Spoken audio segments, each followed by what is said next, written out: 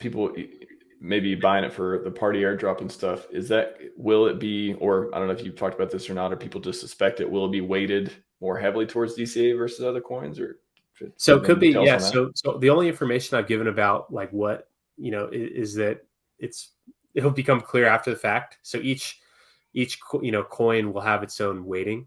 Obvious initial reason is just that, one lucky doesn't equal, one lucky is roughly equal to one deci in terms of the backing with the supply measured in hex. But like with, poly, which is, the digits are way different. That's kind of oriented around hedron. And then same with like DCA, where the supply is like a couple hundred.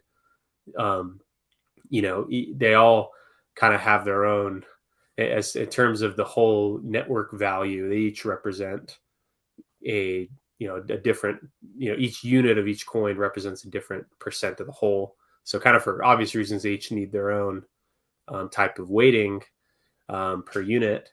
And then also, there's some where people have taken more risk than others. There's some where, there's amongst that, it's not meant to be like an actual like reflective value of like, the dollar value per unit. There's some kind of weighting in there, which, I'm not really going to disclose what that is. It'll become clear after, but just so people don't game it or just don't too successfully game it and just kind of crowd one versus the other. We don't know what the weighting will be. It will be quite fair. There's nothing that really sways it in any major direction. The whole goal of the airdrop breakdown is really just to fairly, allocate this amount of the supply to, just reward people that have been a part of this whole experience. So that's really the goal. How much of the party supply is it all going to be airdropped? Like, maybe talk about the mechanics of that. Like, how big airdrop should we expect for this stuff? So the more minting participation, the larger the airdrop, because it comes out, it's a flat 10% of the total mint supply that is minted during the launch phase.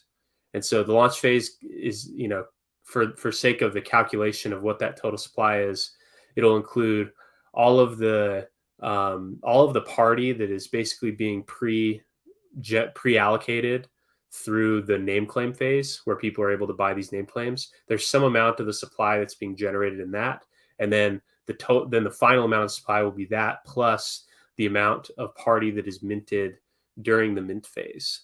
And so it'll be probably about 30-day mint phase where you can mint 42,069 party per ETH, and then just the total supply of that is just going to be divided by 10, and then that's the total amount that is airdropped to the Maximus community, through that airdrop. So 10% of the total initial supply.